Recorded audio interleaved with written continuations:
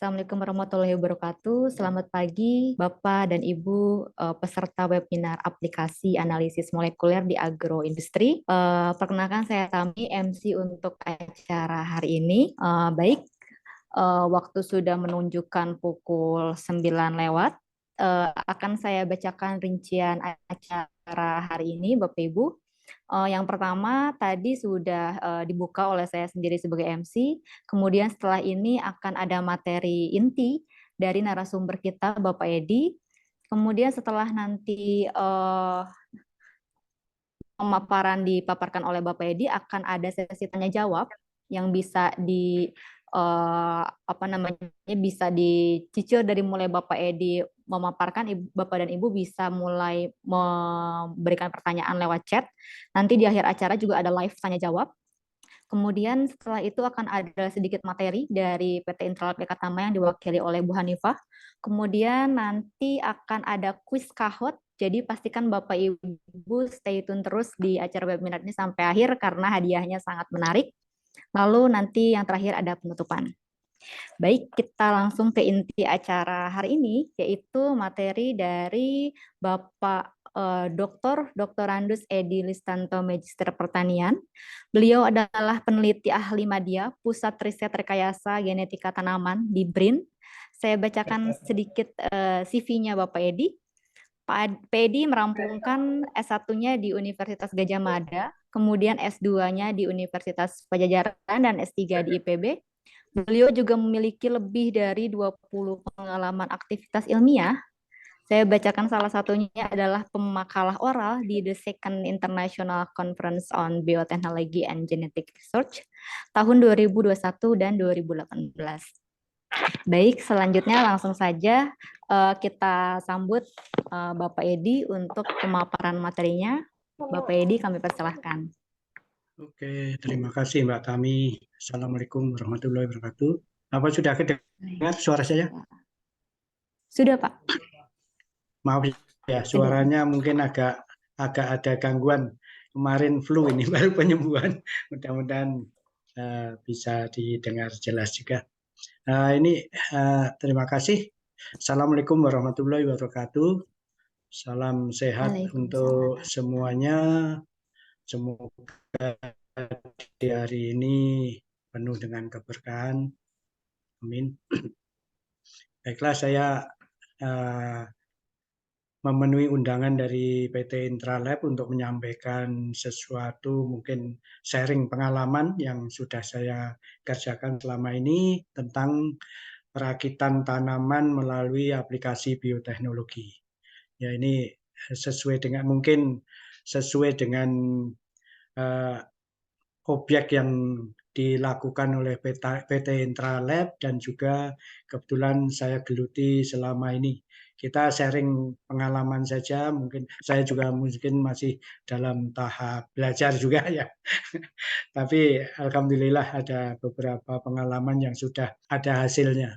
Ya, terkait dengan pengembangan varietas tanaman tersebut, sebetulnya saat ini itu kan banyak masalahnya ya, terutama pemanasan global yang bisa dirasakan sekarang ini dampaknya akan negatif pada tanaman, terutama adanya perubahan suhu yang cepat, kemudian pola hujan yang sekarang ini tidak teratur. Kadang zaman dulu itu curah hujan itu sudah bisa diprediksi bulan Oktober sampai Maret, kemudian dilanjutkan 6 bulan berikutnya adalah musim kemarau, tapi sekarang ini tidak bisa ditebak. Dan saat ini seharusnya sudah mulai hujan, juga masih panas sekali.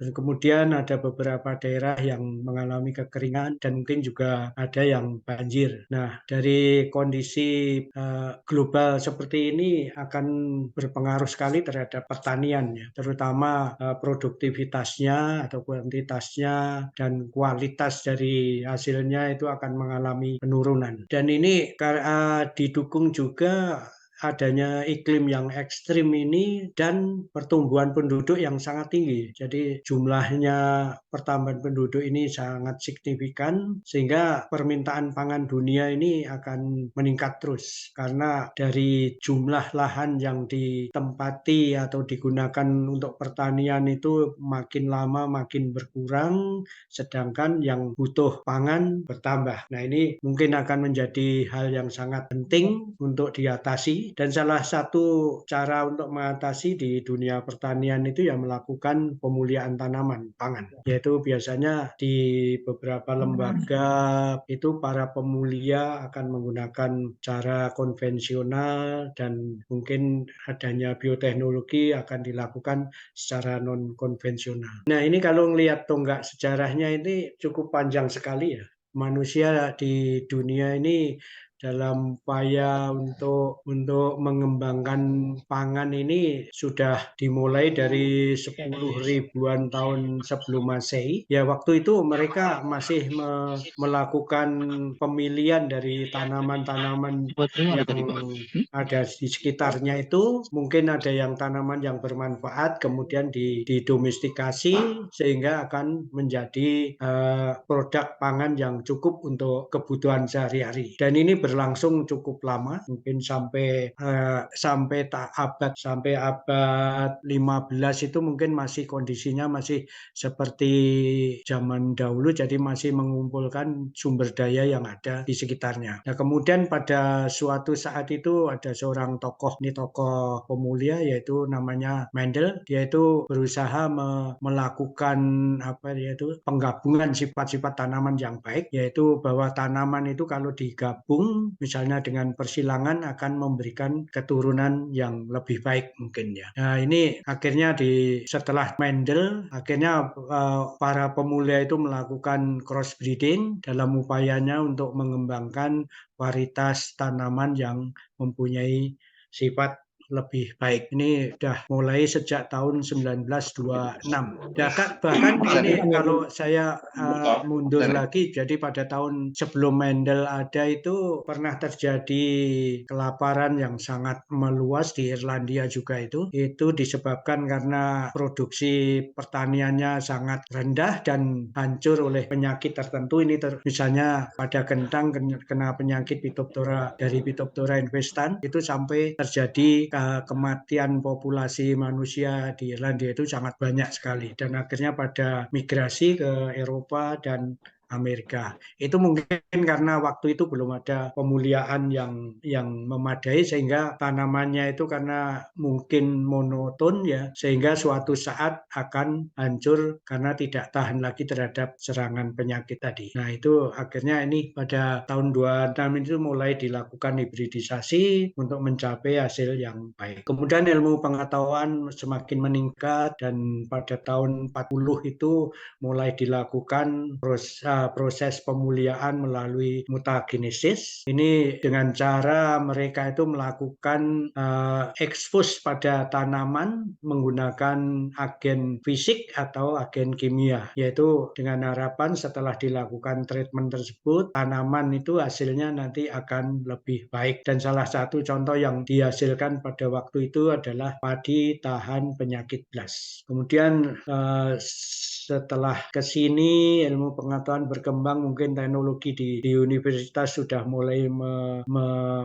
meningkat pengetahuannya. Akhirnya pada tahun 53 itu ditemukan yaitu struktur DNA, yaitu struktur nukleotida oleh Watson and Crick tahun 53 itu menjadi tonggak sejarah bahwa ilmu pengetahuan selanjutnya itu memulainya dengan informasi genetik. Nah, kemudian setelah itu pada tahun 94 mulai dilakukan introduksi gen asing ke dalam DNA tanaman. Ini sebetulnya tahun 94 ini telah diproduksi kapas tahan serangga.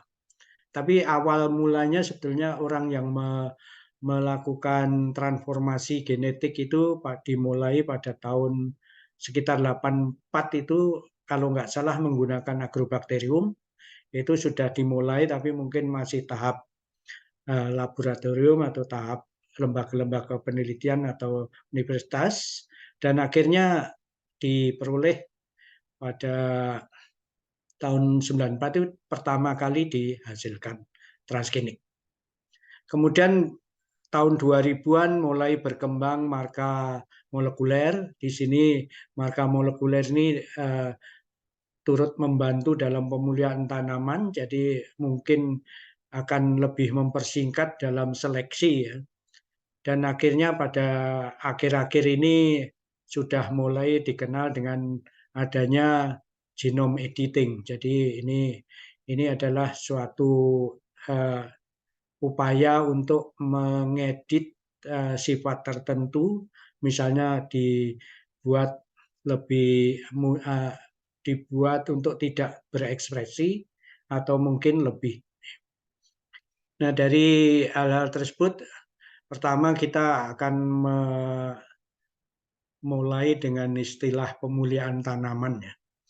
Jadi pemulihan tanaman itu pada dasarnya adalah suatu proses pengembangan varietas tanaman baru yang memiliki karakteristik yang diinginkan, seperti daya tahan terhadap penyakit, pertumbuhannya lebih cepat, atau hasilnya lebih tinggi, atau mempunyai Nah, penampilan yang lebih menarik. pada Ini saat saya di bisa Pleno, dengan kami persilangan, ada bisa beberapa dengan travel. biotek, bisa dengan mutasi. Dengan tujuan pemulihan tadi seperti saya sebutkan, yaitu tergantung varietas yang akan dituju.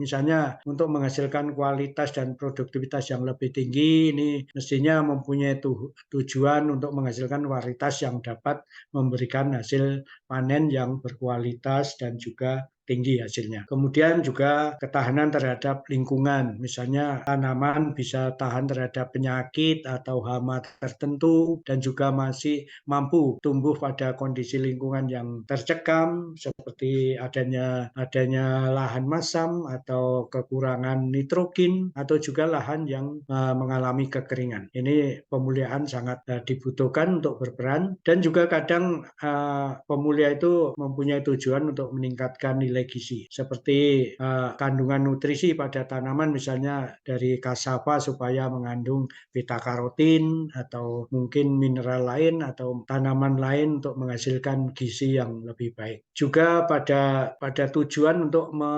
mengadaptasi pada pasar global, ini biasanya sering ditujukan untuk menghasilkan hasil yang lebih unggul dan memenuhi kebutuhan konsumen secara global. Misalnya kita bisa menghasilkan produk yang bisa diekspor ke suatu negara yang mana di negara itu tidak bisa menghasilkan. Kemudian ada juga bertujuan untuk hal yang menarik seperti bunga. Bunga ini biasanya bisa dilakukan dengan persilangan atau dengan mutasi, atau juga dengan melalui transformasi. Nah, ini secara skematik bahwa seorang pemulia itu harus mempunyai tujuan, baik itu untuk meningkatkan kualitas, hasil tinggi, tahan terhadap hama penyakit, atau toleran terhadap stres abiotik, bisa juga untuk memperoleh varietas yang genjah, atau mungkin mempunyai keseragaman dalam pemasakan, dan lain-lain.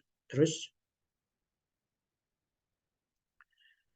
teknik pemulihan sendiri dibagi dua, yaitu konvensional dan non-konvensional. Di mana teknik pemulihan konvensional itu melalui hibridisasi seksual atau persilangan tanaman, dan biasanya ini menggunakan variabilitas genetik yang ada di alam atau dari koleksi plasma nutfah. Nah, ini penting sekali kalau kita mempunyai koleksi plasma nutfah yang banyak dan tingkat variabilitasnya itu tinggi, maka akan menguntungkan sekali untuk melakukan hibridisasi seksual. Sehingga dengan cara ini akan diperoleh tanaman yang unggul dengan hanya melakukan persilangan, dan teknik konvensional ini tidak melibatkan suatu perubahan genetik atau rekayasa genetik. Sedangkan teknik pemulihan tanaman non-konvensional ini adalah teknologi modern seperti rekayasa genetika dan teknik cloning. Metode ini mencakup teknik penghapusan delesi ya, penggantian, substitusi, atau penambahan gen pada tanaman dengan tujuan untuk meningkatkan kualitas atau memberikan ketahanan terhadap penyakit atau faktor lingkungan tertentu. Teknik ini tergolong inovatif karena melibatkan teknologi yang sudah ada sejak lama dan dalam pemilihan tanam. Jadi teknologi non konvensional ini setelah kita mencapai tujuan menghasilkan kualitas tertentu, tapi untuk proses selanjutnya itu masih tetap menggunakan teknologi yang sudah ada, yaitu menggunakan pemuliaan tanaman biasa, yaitu biasanya akan menggunakan dasar-dasar hukum Mendel. Nah, ini adalah catatan untuk menghasilkan variabilitas genetik itu sebagai sumber plasma nova untuk mencapai sifat yang diinginkan. Ini biasanya ditingkatkan melalui hibridisasi sel somatik, kemudian kultur protoplas, dan juga adanya pembentukan variasi soma klonal sehingga suatu saat akan diperoleh variabilitas genetik yang lebih banyak. Untuk menciptakan variasi genetik antar spesies, integrasi DNA asing yang dimediasi agrobakterium ke dalam genom inti itu juga sudah dilakukan dan menjadi metode pilihan yang dimana gen nantinya akan diwariskan mengikuti hukum Mendel, dan melalui integrasi gen ini biasanya tidak tergantung pada kompatibilitas seksual atau kedekatan genetik. Bahkan dari spesies atau genus yang berbeda atau mungkin dari familia yang berbeda bisa dilakukan. Nah, ini adalah semacam contoh, yaitu persilangan konvensional dan ini mutasi, yaitu pada persilangan konvensional ini tetua 1 dan tetua 2 ini setelah disilangkan akan menghasilkan F1, dan ini persentase dari sifat keduanya ada, yaitu 50-50. Kemudian dari F1 ini setelah dilakukan pengembangan berikutnya pada F2-nya, jadi homogenisitasnya itu sudah mencapai 75, dan ini terus berlangsung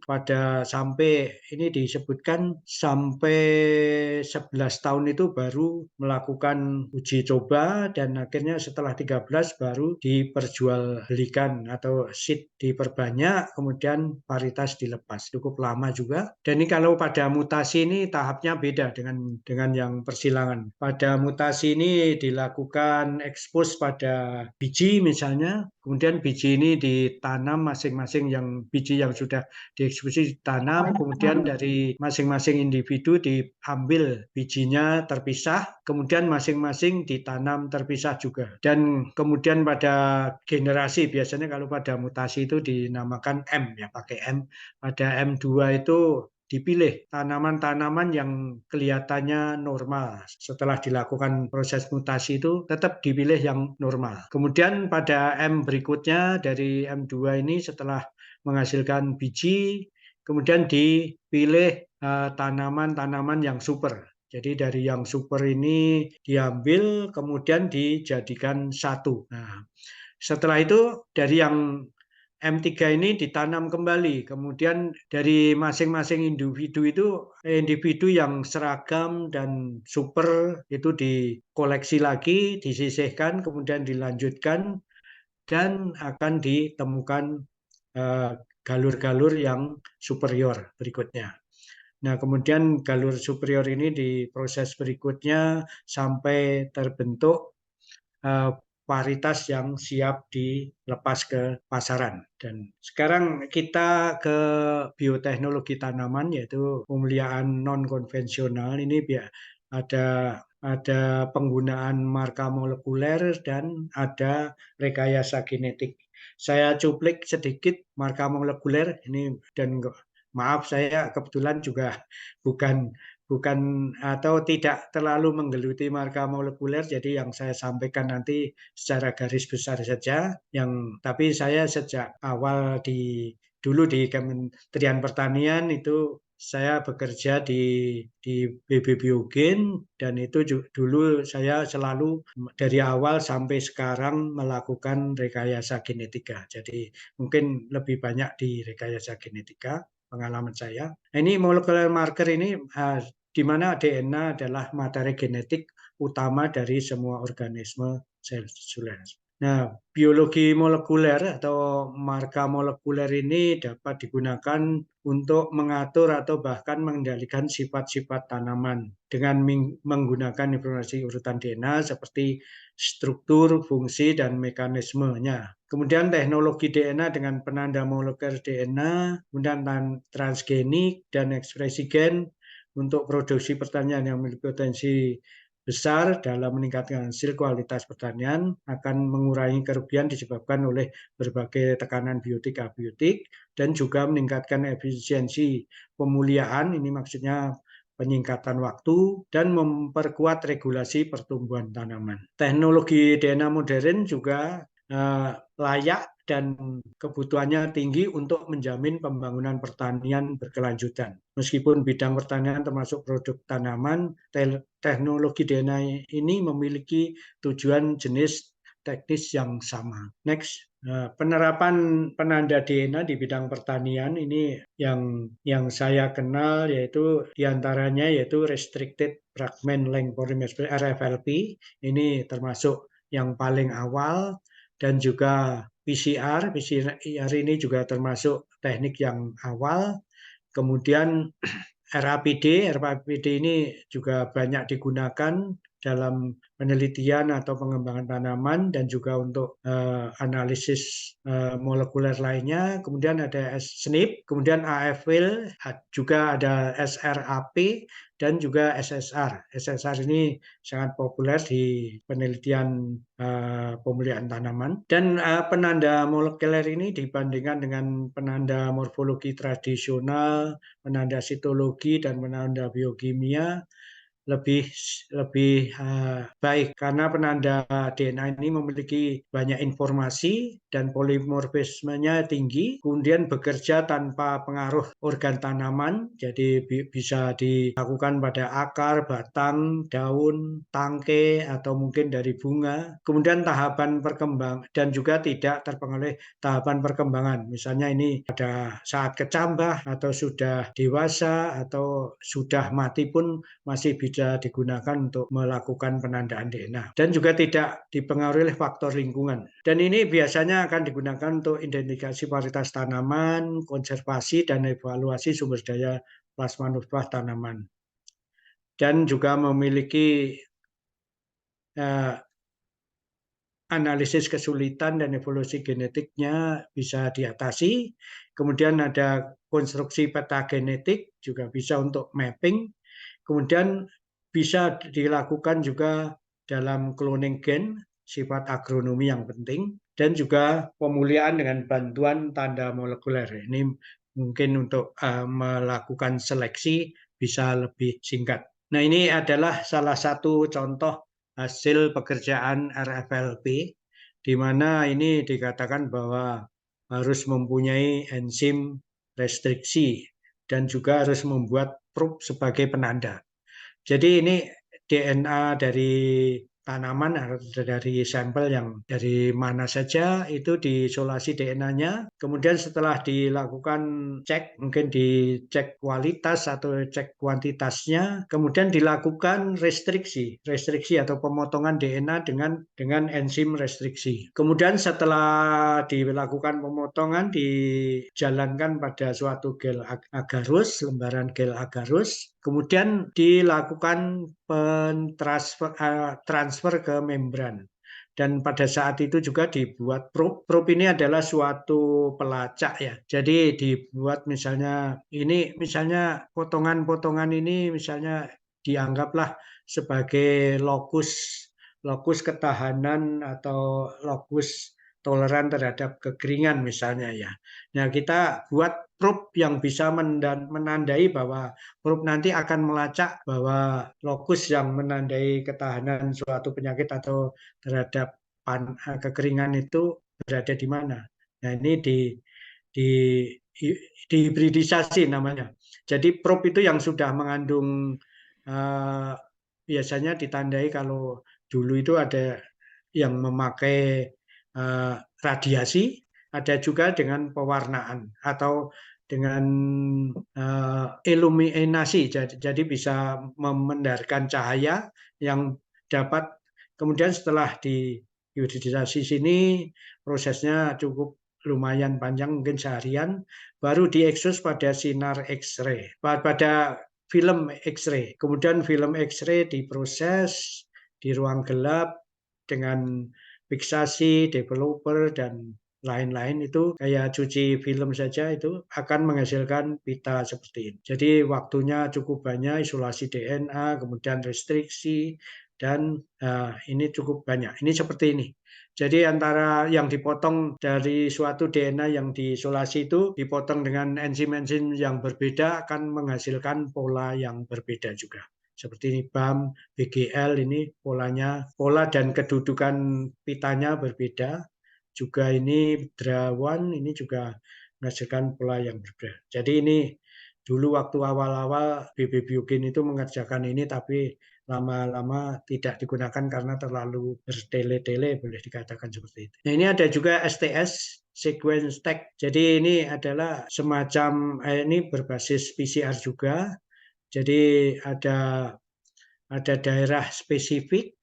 Ini biasanya ukurannya antara 200 sampai 300 basa itu di PCR, kemudian dari sini digunakan untuk melacak lagi. Jadi dari sekuen ini dibuat primernya, kemudian setelah didapat akan digunakan untuk melacak varietas yang lain. Next. Nah, ini RAPD mungkin banyak para audien yang sudah melakukan. Ini RAPD ini menggunakan primer random dan ukurannya itu sebesar 10 basa. Jadi karena ukurannya kecil itu dia akan bisa random kemana-mana saja.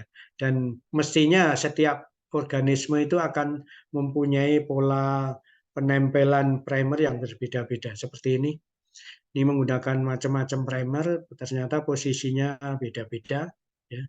Jadi kayak ini IRBB1 dengan IR24 ini polanya ternyata beda, dan ini tetap ada pita yang sama karena padi ya. Jadi mesti ada pita yang menunjukkan seperti ini juga.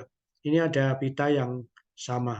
Dan nanti yang digunakan untuk identifikasi adalah yang ada dan tidak ini yang di-skor. Ini tapi sayangnya metode ini sebetulnya sangat sederhana sekali, tapi anehnya tidak bisa diulang. Jadi misalnya kita melakukan RAPD hari ini dengan hasil seperti ini, misalnya seperti yang di atas kanan ini, mungkin kalau besok pagi atau minggu depan kita ulang lagi dengan kondisi sama, primer sama, suhu annealing sama, terus DNA konsentrasi sama, hasilnya belum tentu seperti ini. Jadi hanya sekali kepake itu harus di-skor.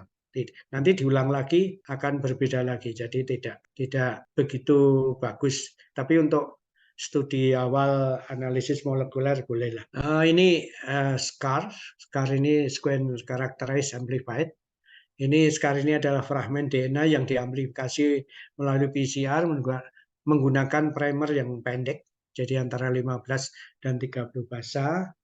Ini dirancang dari rangkaian, jadi dari fragmen RAPD ini diambil, kemudian disekuen, kemudian digunakan untuk merancang primer, dan kemudian digunakan untuk melacak pada tanaman yang lain. Jadi misalnya seperti RAPD itu kita menghasilkan sifat, misalnya tanaman nomor 3 ini tahan terhadap panas, misalnya kekeringan. Itu kita ambil yang spesifik, itu diambil, kemudian digunakan untuk merancang primer, kemudian selanjutnya untuk mengidentifikasi sampel yang lain. Kemudian yang SSR ini adalah sekarang ini banyak digunakan dan sebenarnya cukup simple, dan tapi ya juga agak rumit. Rumitnya itu di penyiapan dari gel akrilamidnya. Ini juga dikenal dengan marga mikrosatelit. Ini keunggulannya itu jumlahnya sangat banyak. Jadi sudah tersedia banyak, marga kodominan tidak terpengaruh oleh keadaan.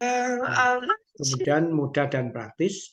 Dan DNA yang digunakan itu sangat sedikit. Misalnya kita mengisolasi atau mengambil daun kecil sekali itu kemudian kita gunakan untuk isolasi DNA, nanti DNA yang diperoleh itu cukup untuk melakukan proses SSR ini. Nah, ini aplikasinya ini terutama ini untuk sidik jari, kemudian untuk mendeteksi keragaman genetik, kemudian untuk memetakan suatu genetic mapping, kemudian ada juga untuk menseleksi, kemudian untuk deteksi dini juga bisa, kemudian bisa untuk mendeteksi atau menganalisa kemurnian benih. Jadi misalnya ada yang klaim ini benihnya siapa itu bisa dilakukan uji kemurnian benih. Kemudian juga untuk deteksi mutasi juga bisa. Dan juga di cloning gen ini juga perlu adanya marker molekuler juga, karena nanti pada tahap seleksi dibutuhkan marker tertentu juga. Nah, ini ternyata ada perbedaan antara konvensional dengan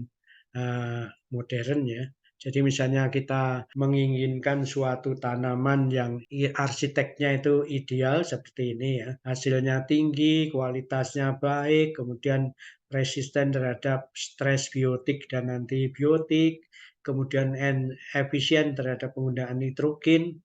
Nah, ini caranya bisa ditempuh melalui crossbreeding, ini konvensional, ini yaitu introduksinya melalui persilangan, kemudian ada backcross, kemudian keuntungannya tidak ada transgen yang ada di dalamnya, tapi waktu yang dibutuhkan untuk sampai diperoleh siap lepas itu di sini dikatakan 8 sampai 10 tahun. Yang tadi saya sebutkan malah sampai 13 tahun.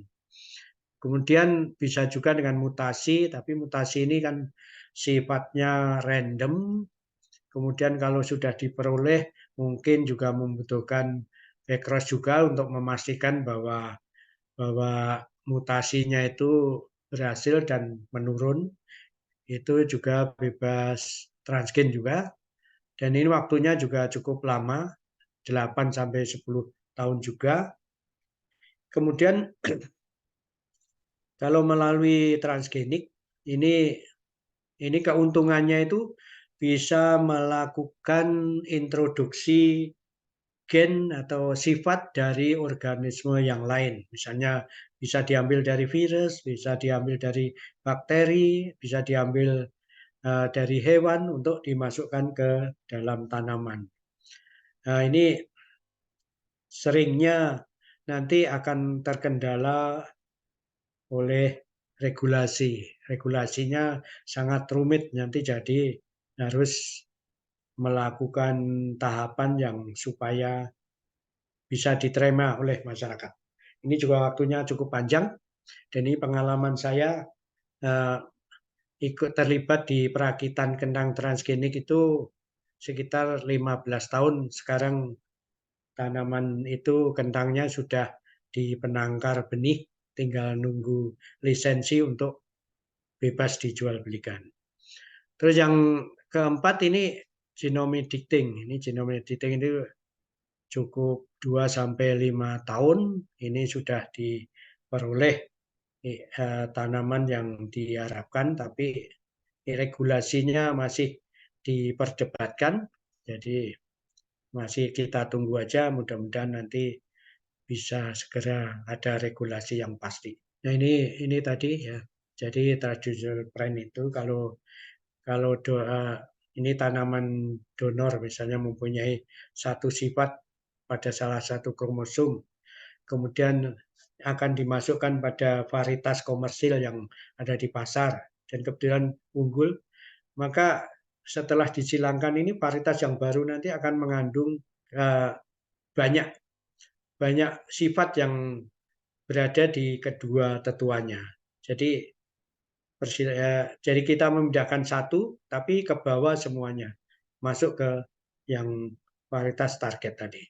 Sedangkan kalau GMO atau plant bioteknologi itu, jadi sifat ini diambil bisa dari mana saja, beda varietas, beda spesies, beda genus, atau mungkin dari bakteri, virus, diambil kemudian dimasukkan ke dalam varietas yang sudah ada, akhirnya akan diperoleh varietas baru yang mengandung hanya sifat yang dimasukkan tadi. Ini lebih targetnya lebih pasti yang kita masukkan. Kalau yang ini mungkin saja sifat-sifat buruknya akan ke bawah. Nah, ini bioteknologi itu ternyata sudah berlangsung sejak lama mungkin sebelum Watson dan Crick menemukan DNA. Ini ada konvensional, ada bioteknologi modern. Konvensional itu termasuk fermentasi, ini seperti pembuatan tape gitu. Itu termasuk konvensional. Kemudian penerapan pada makhluk hidupnya itu utuh, jadi langsung digunakan. Keahliannya itu sangat sederhana dan bisa dipelajari secara otodidak. Skala produksi relatif sedikit dan terjangkau harganya. Kemudian alatnya juga sederhana. Seperti pembuatan roti, tape, kemudian keju, alkohol, dan lain-lain itu membutuhkan bioteknologi konvensional. Sedangkan kalau yang modern itu seperti rekayasa genetika, dan hanya menggunakan sebagian saja itu penerapannya, misalnya hanya sepotong DNA digunakan, tapi butuh seorang ahli yang memang kompeten di bidang ilmunya. Biasanya diproduksi dalam jumlah atau jumlah banyak dan biasanya harganya akan beda dibandingkan dengan yang konvensional. Dan alat yang digunakan sangat mutakhir dan canggih seperti penggunaan PCR, kemudian ada yang menggunakan alat yang sekarang itu real time PCR atau NGS dan lain-lain. Ini contoh produknya itu atau kegiatannya yaitu tumbuhan transgenik, rekayasa jaringan, cloning DNA dan DNA lainnya. Oke. Nah, ini selanjutnya tentang rekayasa genetika. Rekayasa genetika adalah upaya untuk melakukan modifikasi molekul genetik dari suatu organisme sehingga diperoleh sifat baru yang dimiliki. Jadi ini upaya untuk memperbaiki suatu sifat tanaman. Dia pada awalnya itu memang dikembangkan pada dunia kesehatan, misalnya insulinnya. Selanjutnya untuk meningkatkan kualitas produk pertanian sehingga muncul berbagai komoditas rekayasa genetika. Dan oleh masyarakat sering disebut produk GMO. Dan oleh kita kadang menyebutnya PRG, produk rekayasa genetika. Produk rekayasa genetika ini saya ambil istilahnya di PP 21 tahun 2005 ya.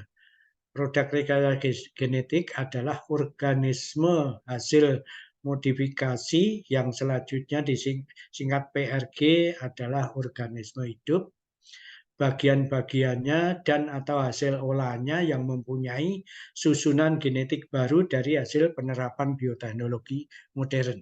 Jadi produk tanaman transgenik ini juga termasuk produk rekayasa genetik. Seperti misalnya makanan yang bahan asalnya itu dari tanaman PRG, itu masuk kategori makanan GMO. Jadi dan ternyata emang sudah banyak juga makanan olahan itu yang dideteksi mengandung unsur GMO. Ini sudah pernah saya lakukan dari sampling di beberapa pasar sekitar Bogor. Kemudian bioteknologi modern yaitu aplikasi dari teknik rekayasa genetik yang meliputi teknik asam nukleat baik in vitro dan fusi sel dari dua jenis atau lebih organisme di luar kekerabatan taksonomis. Nah, ini tahapan rekayasa genetika ya.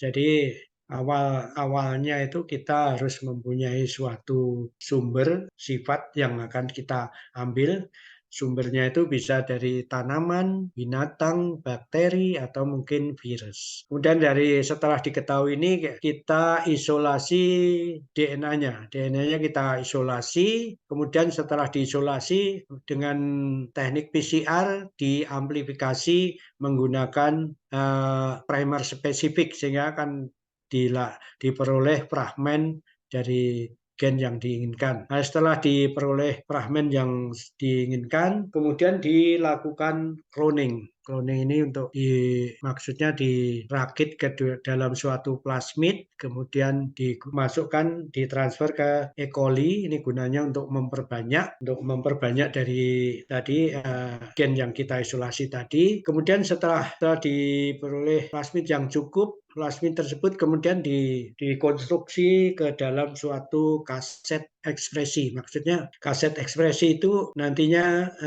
gen tadi akan terekspresi di dalam tanaman. Kemudian setelah kaset dibuat, kemudian ditransformasi ke dalam vektor, yaitu vektornya itu bisa menggunakan Agrobacterium tumefaciens atau mungkin menggunakan Agrobacterium rhizogenes. Atau dari konstruk yang sudah itu dilakukan transfer langsung, yaitu menggunakan gene gun atau particle bombardment. Nah, ini transformasi itu dilakukan pada target sel, bisa saja menggunakan kalus atau bisa juga pada potongan daun atau potongan internut suatu batang tanaman. Kemudian setelah diinfeksi oleh agrobakterium atau sudah ditembak itu, eksplan ini ditanam di suatu media mengandung agen seleksi. Ini adalah media kultur jaringan. Jadi kultur jaringannya itu lengkap, yaitu media dasar, kemudian mengandung zat pengatur tumbuh, kemudian juga mengandung agen seleksi. Bisa tergantung agen seleksi yang ditaruh di vektor tadi. Bisa kanamisin, bisa higromisin, atau bisa menggunakan Basta. Tujuannya nanti seleksi ini adalah tujuannya bahwa eksplan yang setelah ditransformasi ini akan tumbuh pada media seleksi kalau berhasil. Jadi kalau pada media seleksi ini misalnya kita tanam 100 eksplan pada satu petri, setelah beberapa waktu lama pada media seleksi dan mungkin diulang beberapa kali, akan diperoleh mungkin tinggal 5 eksplan yang bertahan hidup. Nah, sedangkan yang 95 eksplan lainnya itu mati, berarti tidak mengandung agen seleksi yang dimasukkan tadi. Dengan demikian yang 5 tadi itu dianggap berhasil tumbuh pada media kultur yang mengandung seleksi, dan yang 5 itu kemudian dilanjutkan dengan proses perakaran. Nah, dari perakaran ini setelah diperoleh perakaran yang kuat, dilakukan aklimatisasi dan dianggap sebagai putatif transgenik. Setelah ini dilakukan uji molekuler. Uji molekuler bisa dilakukan melalui PCR, yaitu dideteksi kalau positif PCR berarti mengandung gen yang kita inginkan, atau menggunakan Southern blot nantinya untuk mengetahui bahwa tanaman itu hanya memiliki jumlah kopi sedikit atau banyak. Nah, ini seperti yang saya sampaikan tadi, yang di cloning tadi, bahwa tahapan dasar suatu rekayasa genetika itu yaitu misalnya cloning gen itu harus ada proses isolasi, tadi seperti saya sampaikan, isolasi DNA dari sumbernya, dari bakteri, tanaman, atau hewan, diisolasi, kemudian dipurifikasi gen-gen spesifik, jadi diambil gennya ini, maksudnya dipurifikasi menggunakan, kalau biasanya sekarang ini para peneliti menggunakan PCR, yaitu menggunakan primer spesifik. Jadi setelah diperoleh gen ini atau fragmen DNA ini, kemudian kita buat pita yang dipotong dengan enzim restriksi. Ini dipotong supaya mempunyai ujung-ujung spesifik yang akan dimasukkan ke dalam vektor DNA. Jadi vektor DNA itu plasmid, itu juga dipotong dengan enzim yang sama. Kemudian dengan enzim ligase digabung antara potongan DNA dengan vektor ini supaya terjadi plasmid utuh yang mengandung DNA tadi. Kemudian setelah diperoleh kaset yang ada dalam plasmid atau fage, itu disisipkan sel inang. Jadi dimasukkan ke dalam sel inang. Biasanya transformasi plasmid itu kalau saya melakukannya, saya masukkan ke dalam E. coli untuk memperbanyak dulu. Kemudian kalau banyak baru dilakukan untuk deteksi. Deteksi ini maksudnya untuk melacak konstruk kaset yang benar atau yang salah. Caranya mendeteksi yaitu diisolasi DNA plasmidnya, kemudian bisa dilakukan hibridisasi koloni ini, tapi ini agak rumit seperti melakukan shorten blot. Kemudian peta restriksi. Peta restriksi ini adalah dengan memotong menggunakan enzim sama tadi. Kalau diperoleh fragmen yang sama, fragmen plasmid dan fragmen insert, berarti itu betul. Atau dilakukan sekuen DNA. Ini untuk membuktikan bahwa insert yang kita cloning tadi itu benar. Nah, sedangkan teknik transformasi pada tanaman itu sampai sekarang ada beberapa macam, yaitu ada melalui biological method, ini menggunakan agrobacterium, atau menggunakan physical method, menggunakan microprojectile bombardment atau gene gun, menggunakan silicon carbide whisker, ini sangat simpel tapi enggak.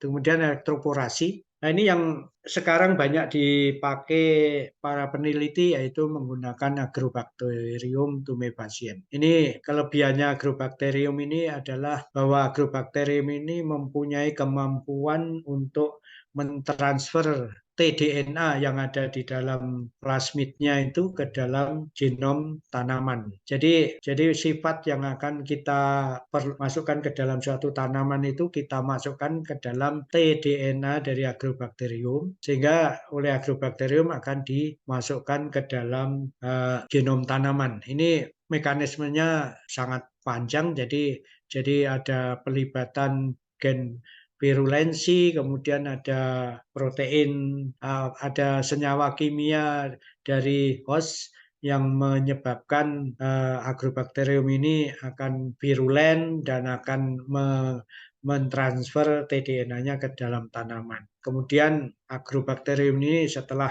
mentransfer tDNA-nya ke dalam tanaman, maka tDNA itu akan diekspresikan ke dalam tanaman. Ini digunakan dengan model agrobacterium ini yang menyebabkan penyakit kanker pada tanaman, itu dengan mekanisme seperti itu. Kemudian kalau mikroprojektil ini dulu sering make saya juga, tapi ini membutuhkan biaya terlalu mahal, alatnya juga mahal. Jadi plasmid yang akan kita masukkan atau gen yang akan kita masukkan ke dalam tanaman itu kita gunakan untuk membungkus partikel emas. Jadi partikel emas. Kemudian partikel emas itu dengan mekanisme tertentu, dengan akselerasi yang tinggi, akan ditembakkan ke kumpulan sel atau kalus tanaman. Dan diharapkan ini nanti tanaman atau kalus yang sudah tertembak itu mengandung plasmid tadi itu. Tapi ini sifatnya juga random. Kemudian kalau silikon karbid ini adalah suatu bahan tertentu, silikon ya, seperti rambut gitu, kemudian mempunyai daya ikat yang sangat tinggi, kemudian ini dicampur dengan DNA, kemudian dicampur dengan mungkin kalus dari produk suspensi kalus itu, dicampur kemudian di vortex, kemudian dari hasil campuran tadi itu ditanam. Tapi ini kurang populer, mungkin efisiensinya sangat rendah, jadi sekarang tidak ada yang menggunakan. Kemudian elektroporasi. Ini elektroporasi itu adalah yaitu menggunakan mesin dengan melakukan jadi berdasarkan hasil perbedaan voltase, dan ini biasanya dulu itu digunakan untuk protoplasma. Jadi transformasi protoplas. Ini tapi juga sudah jarang digunakan. Nah, ini tahapannya ini setelah diperoleh plasmid itu masukkan ke agrobakterium, ini yang menggunakan agrobakterium. Kemudian agrobakterium melakukan infeksi ke sel tanaman, kemudian sel tanaman yang sudah terinfeksi itu ditanam pada media seleksi. Ini sama juga, kalau sini juga ditembakkan ke kalus apa itu, kemudian kalusnya ditanam pada media seleksi juga. Nah, ini eksplan-eksplan yang bertahan tumbuh di media seleksi ini dilanjutkan untuk regenerasi sampai terbentuk plantlet, kemudian dilakukan perakaran sampai terbentuk tanaman yang siap uji. Ini beda, jadi ini mungkin lebih efektif untuk mentransfernya antara agrobakterium dengan partikel boomer. Ini adalah jenis-jenis teknologi breeding konvensional, ini persilangan antar dua tetua, kemudian dihasilkan F1 mungkin di backcross dengan tetua unggul yang akan dikembangkan. Nah, ini sedangkan kalau genesis ini menggunakan organisme yang tidak ada hubungannya, misalnya dari bakteri apa. Ini ditransformasi ke dalam jaringan tanam menggunakan agrobakterium. Kemudian sisgenesis ini adalah transformasi menggunakan gen yang mempunyai kesamaan spesies, jadi atau hubungan kerabat, seperti yang saya lakukan pada kentang, itu menggunakan gen yang berasal dari kentang liar. Jadi kentang liar dimasukkan ke dalam kentang budidaya, akhirnya diperoleh kentang yang transgenik. Kalau intragenesis ini di sumbernya adalah dari spesies sama, ini menggunakan agrobakterium juga. Kemudian yang sekarang itu genome editing. Genome editing ini setelah diperoleh kaset juga yang untuk mengedit, itu juga menggunakan agrobakterium juga untuk medianya, kemudian ditransformasi ke explant yang dituju, kemudian akan diperoleh tanaman baru. Nah, ini yang genome editing tadi itu ternyata ada perbedaannya. Jadi ini genome editing itu dianggap suatu terobosan dalam teknik modifikasi genom karena tekniknya sebetulnya sederhana, presisinya tinggi dan lebih efisien, dan pemanfaatan ini terutama untuk tanaman, peternakan, perikanan, dan kesehatan. Dan beberapa negara sudah melakukan, termasuk di Indonesia sudah ada yang melakukan. Dan ini ternyata genome editing ini ada 3 kategori, yaitu SDN1, SDN2, SDN3. SDN1 ini produk akhirnya itu tidak menghasilkan hasil dari DNA asing, dan juga ini SDN2 ini juga tidak ada produk dari DNA asing. Nah, tapi kalau SDN3 ini masih ada mengandung produk dari DNA asing. Dan ini mungkin masih perlu dilakukan pengkajian seperti GMO ini karena mengandung produk asing, mengikuti regulasi. Kalau yang konvensional ini produknya itu tanpa produk dari DNA asing. Jadi ini yang konvensional itu tidak harus mengikuti regulasi yang ada. Terus kalau ini ada yang enggak, ada yang tidak, tapi masih dalam perbincangan.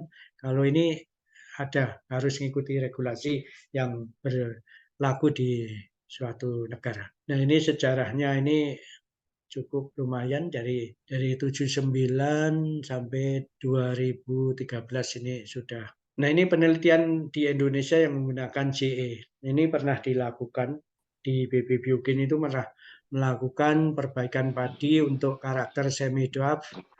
Ini kemudian ada jeruk, ada artemisia untuk kandungan artemisin tinggi, kemudian padi semi dwarf, dan juga dilakukan pada porang dengan kandungan, tapi mungkin nggak tahu ini yang sekarang masih dilanjutkan di BRIN atau berhenti setelah penelitinya pindah dari Biogen.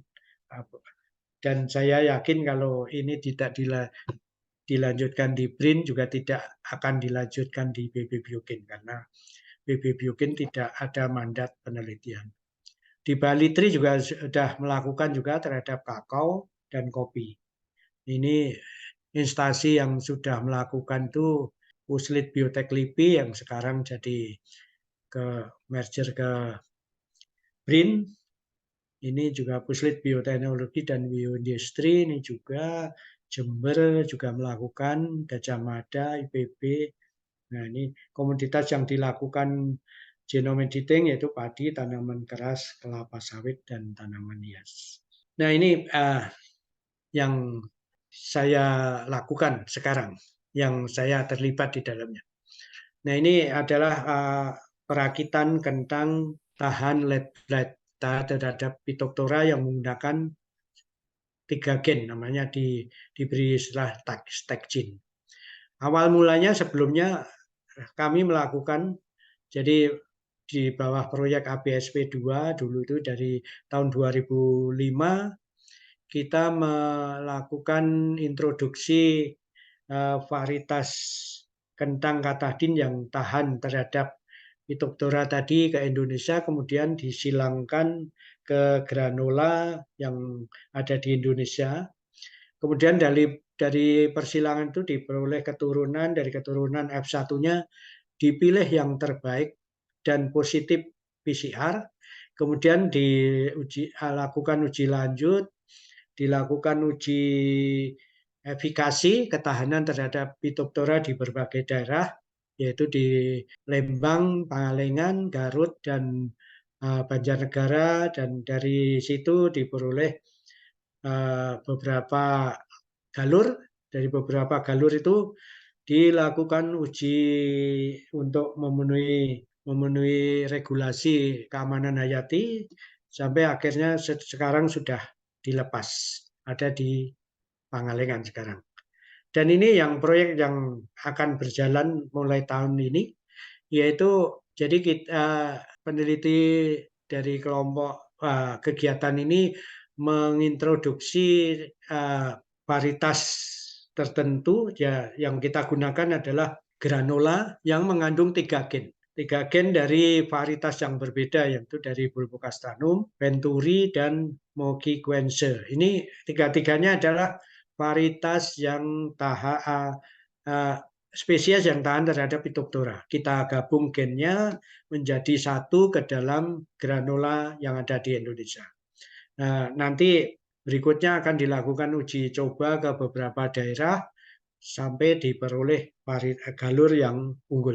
Nah, ini kalau kita sudah mendapatkan produk rekayasa genetika, kita dapat mendeteksinya dengan menggunakan 3 macam cara, yaitu berdasarkan DNA, RNA, dan protein. Kalau DNA itu biasanya menggunakan PCR. Dengan primer spesifik akan diperoleh fragmen tertentu yang menunjukkan bahwa gen yang kita inginkan ada di dalamnya. Atau dengan Southern blot ini juga dengan probe nanti akan diperoleh bahwa gen yang kita masukkan itu mempunyai kopi banyak atau kopi sedikit, itu akan digunakan. Tapi kalau Southern blot ini membutuhkan waktu banyak, kemudian alatnya juga banyak dan membutuhkan biaya cukup banyak juga. Tapi sekarang kalau PCR cukup sederhana, cukup bisa menggunakan primer dan tag, dan ini secara luas digunakan. Kemudian kalau berdasarkan RNA biasanya menggunakan Northern blot, ini seperti Southern blot, tapi yang di blot itu adalah RNA. Ini juga seperti Southern blot, waktunya banyak dan mahal juga, dan jarang orang memakai. Tapi akhirnya orang pada menggunakan real time PCR, yaitu ini untuk menilai kuantitas dari ekspresi suatu gen bisa, dan ini tapi alatnya cukup mahal dan biayanya juga cukup mahal juga. Jadi tergantung kemampuan dari peneliti untuk melakukan atau tidak. Sedangkan kalau protein ini bisa simpelnya menggunakan test strip. Ini test strip ini mirip-mirip uji kehamilan itu. Jadi misalnya kalau suatu tanaman itu positif, maka di strip nanti itu akan mengandung 2 garis. Tapi kalau yang negatif 1 garis. Ini mudah, cepat, murah, dan bisa digunakan langsung di lapang. Ini saya sering pakai juga. Waktu kemarin saya mengikuti capacity building di Nairobi juga mengundangkan itu, saya bawa ke lapang. Sangat mudah sekali, kita hanya menggerus daun dengan buffer tertentu, kita celupin strip ini, langsung beberapa saat keluar positif atau negatifnya.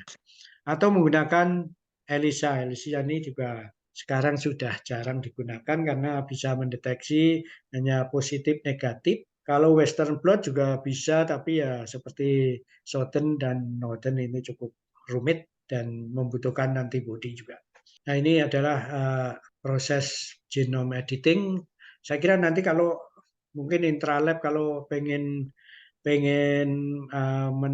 menayangkan seminar tentang genome editing bisa mengundang ahlinya. Jadi saya cuma hanya sekilas saja, tapi ahlinya kita punya di BRIN.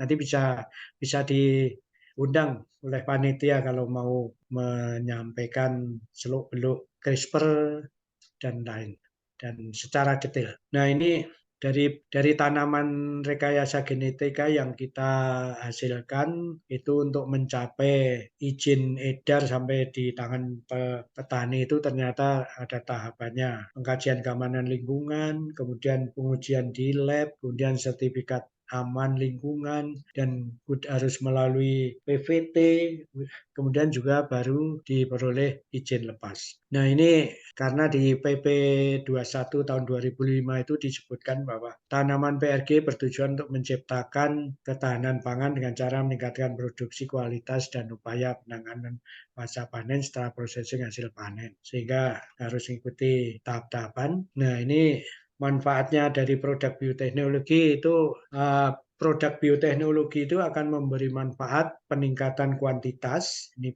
baik produktivitas atau marginal land farming, kemudian kualitas baik rasa, nutrisi atau fungsionalnya, bisa mengurangi gagal panen karena adanya serangan hama dan bencana alam, dan juga bioteknologi akan memberi peluang mengkopi cepat proses mutasi di alam untuk dapat varietas yang lebih unggul seperti mutagenesis, genome editing, modifikasi genetik. Dan karena Indonesia ini sudah mengadopsi dari konvensi PBB tentang biosafety, yaitu protokol Cartagena, jadi dalam mengadopsi dan mengembangkan bioteknologi modern harus dengan pendekatan kehati-hatian. Nah, ini pemanfaatan bioteknologi modern secara global nih.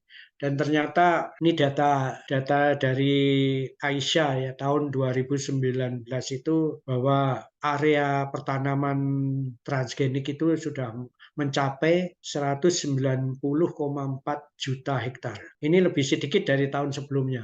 Ini tahun sebelumnya itu tahun 2018 mencapai 191 juta hektar. Ini ada penurunan mungkin karena faktor cuaca dan ini ditanam sudah ada sekitar 29 negara. Jadi dari data tahun 2019 itu sudah ada 29 negara dengan luas pertanaman paling sedikit itu 50.000 hektar. Dan bioteknologi ini ikut memberi kontribusi bagi lonjakan pangan, itu terutama kedelai, jagung, juga memberi dampak bagi pemenuhan kebutuhan pakan dan protein ikan. Dan hasilnya itu ternyata meningkat 65%, menghemat biaya sampai 35% bagi petani.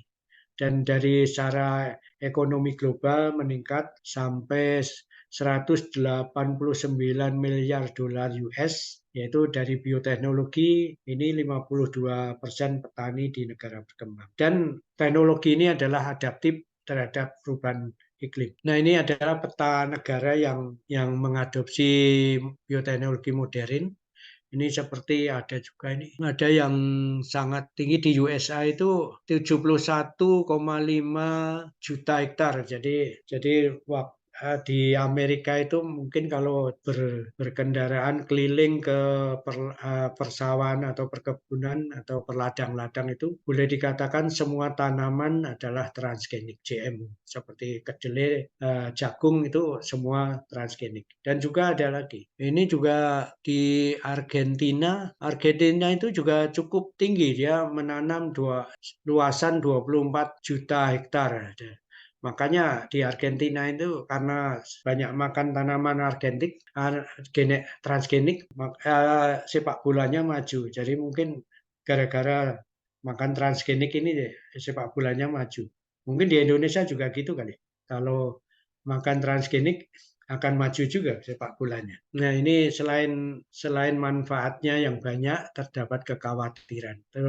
Terutama kekhawatiran kalau timbul dampak negatif terhadap keanekaragaman hayati, lingkungan, dan kesehatan manusia. Ini sehingga dalam melakukan prosesnya itu harus melakukan prinsip kehati-hatian. Ini kekhawatiran itu takutnya misalnya akan membuat hama atau gulma menjadi resisten di lingkungan tersebut dan berkurangnya keamanan hayati. Keamanan lingkungan diperlukan apabila PRG akan dilepas ke lingkungan. Jadi sebelum dilepas itu harus memenuhi syarat aman lingkungan. Dan pemerintah Indonesia sudah menyiapkan regulasi keamanan hayati PRG untuk mewujudkan keamanan lingkungan, keamanan pangan atau pakan PRG, sehingga sudah memenuhi prinsip kehati-hatian. Nah, ini adalah daftar tanaman PRG yang telah mendapat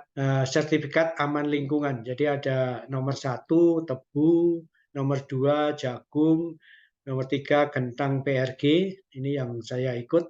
Kemudian jagung PRG juga, jagung PRG. Jadi ada sampai tahun 2020, dari 2011 ada 6 tanaman PRG yang mendapat sertifikat aman lingkungan. Daftar tanaman PRG yang sedang dalam proses pengkajian aman lingkungan ini yaitu tebu dengan rendemen tinggi, kemudian kentang Stakjin, ini baby biogen, tapi mudah dilanjutkan di BRIN, kemudian jagung Stakjin juga ada. Nah, ini yang contoh yang saya kerjakan jadi ini ada uji efikasi di lapang, yaitu pengamatan 75 hari setelah tanam ya. Ini dari granola yang non GM, non transgenik, ini terserang, habis ini, mati semua. Kemudian yang biogranula itu yang sudah mengandung gen ketahanan terhadap Phytophthora, ini sampai 75 hari tahan. Dan ini hasilnya dari hasil yang waktu dilakukan uji coba itu berdasarkan ubinan bahwa biogranula itu 1 hektarnya bisa menghasilkan 30 ton per hektar tahun 2001. Kemudian ini hanya menghasilkan 15 ton dengan perlakuan yang sama. Dan ternyata biogranula ini mampu mengurangi aplikasi fungisida 50%. Dan ini sangat menguntungkan sekali ya, sebab kalau saya melihat aplikasi fungisida para petani ke tanaman kentang itu pernah saya lihat itu di Pangalengan, bahwa setelah disemprot fungisida itu seluruh tanaman kentang itu kelihatan putih kayak salju. Tapi ternyata itu adalah endapan fungisida. Dan di Brastagi saya tanya ke petani, mereka itu seandainya pagi nyemprot fungisida, kemudian siang hujan, sorenya mereka menyemprot lagi katanya. Jadi sangat intensif sekali mereka dan bahaya sekali terhadap kesehatan manusia. Dan ini dilakukan kalau granola ini tidak disemprot, mungkin dalam waktu 40 hari sudah habis. Tapi mereka petani dalam upaya untuk menghasilkan hasil, biasanya mereka itu mampu melakukan penyemprotan granola ini sampai 20-30 kali dalam satu musim. Tapi kalau dengan biogranola, mereka bisa menekan mungkin 5 atau 10 kali cukup hasilnya cukup tinggi. Dan ini adalah panen yang kemarin saya lakukan di Hikmah Farm di Pangalengan. Dari hasil ubinan itu diperkirakan 1 hektar malah mencapai 45 ton per hektar. Ini biogranula kentang transgenik, ini generasi G2 masih akan dilanjutkan dan generasi ini sudah bisa dijual belikan, tapi mereka masih harus menunggu lisensi untuk memperjualbelikan. Nah ini yang stack gene ya, yang mengandung 3 gen tadi itu, nah ini pada 68 hari ini sudah habis dan ini masih segar bugar dan tegar. Kemudian ini varietas Bangladesh ini juga sama. Ini boleh dikatakan imun. Jadi tanaman ini boleh dikatakan imun tanpa penyemprotan. Nah, jadi kentang tahan Phytophthora tadi itu dari hasil penelitian bahwa 5 nomor itu ketahanannya sangat tinggi, baik pada plot yang tidak disemprot atau plot yang disemprot. Sedangkan kalau produksinya ternyata yang tidak disemprot saja sekitar 32,44 ton per hektar dan yang disemprot 35 ton per hektar. Jadi cukup berbeda. Sedangkan pada granula non biotek itu hanya sekitar 7,96 ton per hektar pada plot yang disemprot. Ya, dengan ini dapat diprediksi bahwa dengan menanam kentang PRG varietas granula stack gene diprediksi dapat mengurangi aplikasi fungisida sampai 95% sampai waktu panen. Kentang PRG stack gene tidak terserang oleh penyakit awar daun atau Phytophthora infestan pada plot tidak disemprot fungisida. Jadi ini cukup bagus sekali. Jadi paling tidak itu kesehatan manusia akan sangat terjaga karena saya lihat di Wonosobo itu orang nyemprot itu menggunakan campuran fungisida di dalam drum kemudian disedot pakai pompa disemprot ke tanaman dengan selang tanpa menggunakan nozzle. Jadi langsung semprot. Yang nyemprot juga tidak pakai masker. Jadi nggak tahu itu kalau dibilang sangat berbahaya sekali. Nah ini produk-produk lain termasuk ini seperti kentang yang tidak mengalami browning. Setelah dipotong beberapa lama kan biasanya akan mengalami browning ya. Ini tidak browning. Ini dilakukan di Amerika. Ini juga regulasinya seperti apa di Indonesia itu? Mari kita lihat. Nah, persyaratan utama bahwa tanaman biotek yang berasal dari dalam negeri atau luar negeri harus memenuhi syarat sebelum dilepas ke masyarakat. Jadi harus aman lingkungan, aman pangan, dan aman pakan. Nah, regulasi keamanan hayati itu ada undang-undangnya, ada peraturan pemerintah, peraturan presiden, kemudian keputusan presiden, kemudian ada juga waktu itu tahun 99 ada keputusan bersama 4 menteri, kemudian diganti dengan peraturan menteri, Mentan, dan LHK, dan juga peraturan kepala non-kementerian. Ini terutama ke pangan ya, yaitu kepala Badan POM. Nah ini pengkajian keamanan hayati itu meliputi lingkungan, pangan, dan pakan. Nah, pengkajian keamanan hayati tanaman PRG ini data-data yang harus dipenuhi yaitu informasi tanaman PRG, itu informasi genetiknya, misalnya asal-usul gen interest, elemen genetiknya, apa yang digunakan, metode transformasinya, jumlah kopi gennya, stabilitasnya gen gimana, itu harus dipenuhi juga termasuk aman lingkungan, aman pangan, dan aman pakan.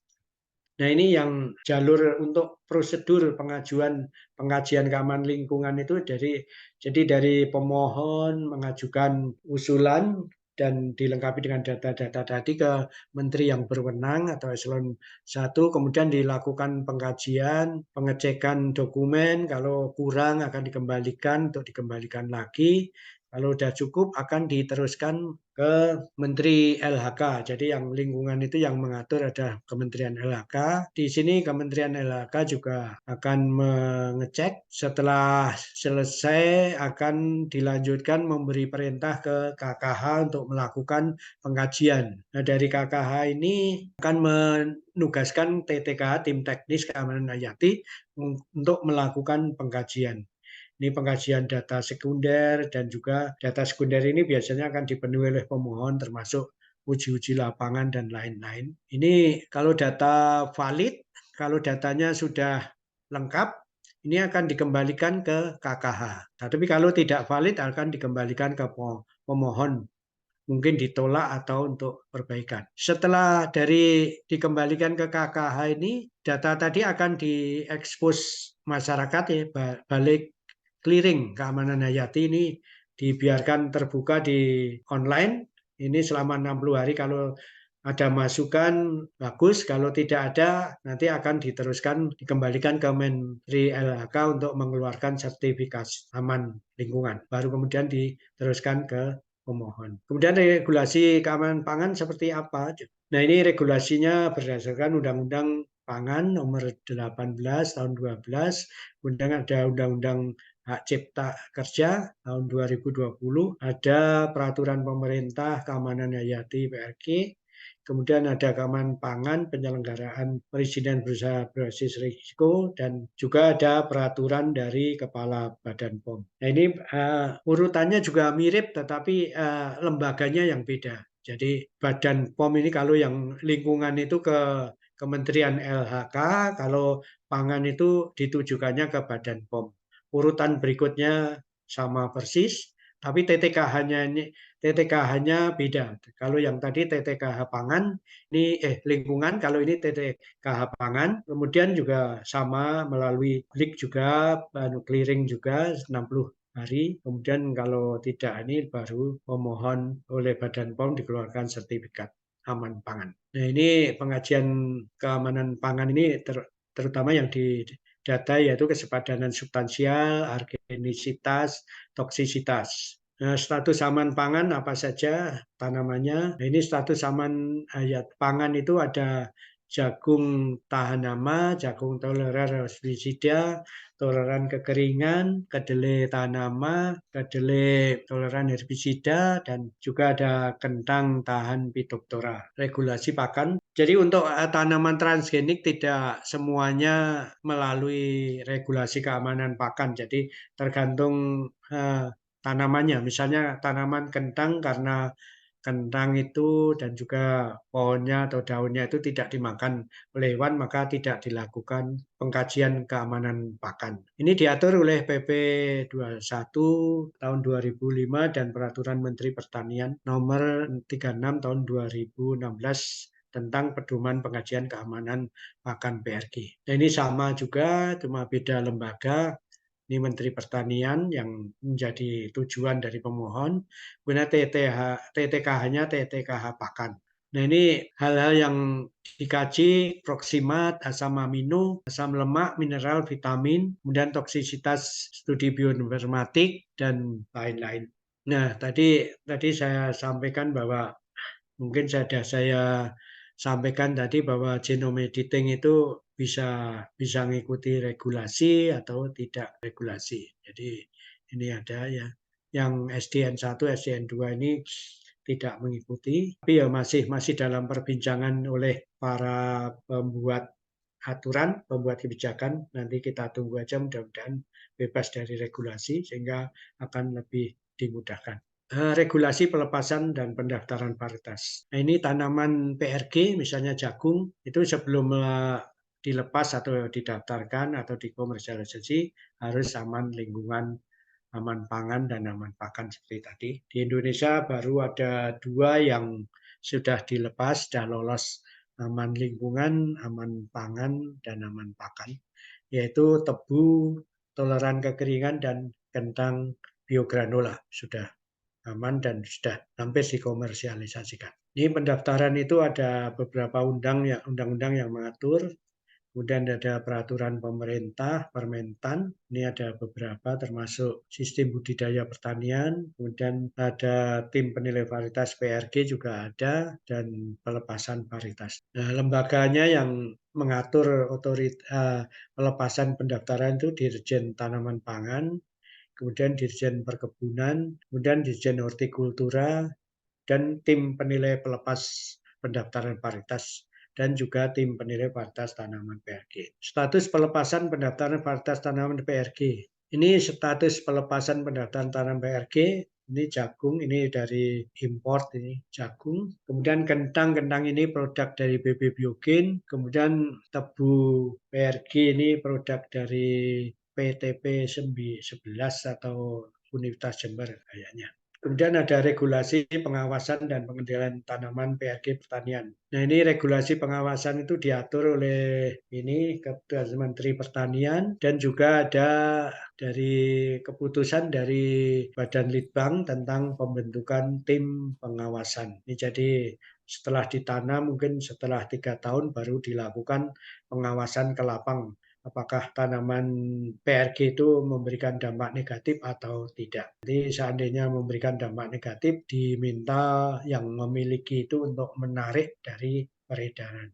Lembaga otoritas pengawasannya itu yaitu Menteri Pertanian, kemudian Badan Litbang, atau sekarang dikenal dengan Badan Standarisasi Instrumen Pertanian, kemudian tim pengawas varietas tanaman PRG pertanian. Terima kasih, saya kira itu yang bisa saya sampaikan dari sharing pengalaman dan sharing pengetahuan yang saya punyai. Terima kasih, saya kembalikan ke moderator. Baik, Pak Edi, terima kasih untuk pemaparannya sangat lengkap sekali, alhamdulillah. Selanjutnya kami akan buka sesi tanya jawab ya. Ini saya bacakan pertanyaan dulu yang ada di kolom chat dari Ibu Syifa Nabila. Pertanyaannya, kenapa pada saat tanaman tebu hasil rekayasa genetik, tampilan fisiknya masih sama dengan indukannya? Demikian Pak untuk pertanyaan pertama. Mungkin langsung dijawab aja ya Pak ya? Oke, gimana? Jadi tampilannya itu masih sama dengan indukannya. Ya emang seharusnya seperti itu ya. Jadi kan yang tanaman transgenik tebu itu kan yang dimasukkan hanya satu gen ya mungkin ya. Dan hanya satu gen itu tidak akan menyebabkan perubahan morfologi secara keseluruhan dan kadang hanya akan mengubah sifat tertentu aja. Jadi tidak akan merubah secara kulit. Dan malah masyarakat mungkin akan lebih senang. Jadi tanaman transgenik itu tidak ada bedanya dengan tanaman yang non transgenik. Seperti pada tanaman yang saya punya itu kentang itu di antara granola non dengan granola PRG masih persis sama. Cuma yang PRG itu tahan terhadap hama. Saya kira seperti itu ya. Mungkin yang dimaksud seperti itu pertanyaannya. Oh, baik, terima Ya, kasih untuk jawabannya Pak Edi. Bu Syifa, apa ada tanggapan ke Bu Syifa? Ada yang ingin ditanyakan kembali? Jika tidak ada, saya langsung ke pertanyaan selanjutnya, masih dari chat, yaitu dari Ibu Meta Setiawati. Pertanyaannya adalah hasil mutasi harus dilakukan backcross untuk mengetahui apakah hasil mutasi diturunkan atau tidak. Pertanyaannya bagaimana untuk tan yang terbanyakannya secara vegetatif seperti tan pisang tidak bisa di backcross. ya Demikian Pak kalau Edi. mungkin itu seperti yang saya lakukan di kentang ya. Jadi di kentang PRG yang biogranula itu dari F1 itu kita peroleh karena unggulnya itu kentang itu bisa perbanyak secara vegetatif. Jadi pada saat generasi pertama itu kita seleksi aja yang paling unggul. Kemudian yang unggul itu yang paling unggul dan kita seperti yang kita harapkan itu yang kita gunakan untuk dilanjutkan. Dan akan digunakan terus-menerus. Diharapkan karena itu unggul karena mutasi dan diperbanyak secara vegetatif, berarti kemungkinan besarnya akan memiliki sifat yang sama dan akan stabil karena diperbanyak secara vegetatif. Tapi kalau disilangkan, ada kemungkinan akan hilang. Ada yang hilang, ada yang pindah. Seperti itu kayak jawabannya. Karena vegetatif ya, jadi pisang yang diperbanyak secara vegetatif itu dari hasil mutasi itu dipilih yang paling unggul, kemudian yang unggul diperbanyak secara vegetatif. Itu kayaknya akan sama ya, persis. Tidak berubah ya. Seperti di kentang itu karena generasi 1 sudah mengandung gen ketahanan, kita ambil, kita perbanyak secara vegetatif, dan itu sudah saya buktikan sampai generasi 4 gennya stabil. Dan mudah-mudahan di mutasi juga seperti itu. Oke, baik. Bu Mita ada tanggapan?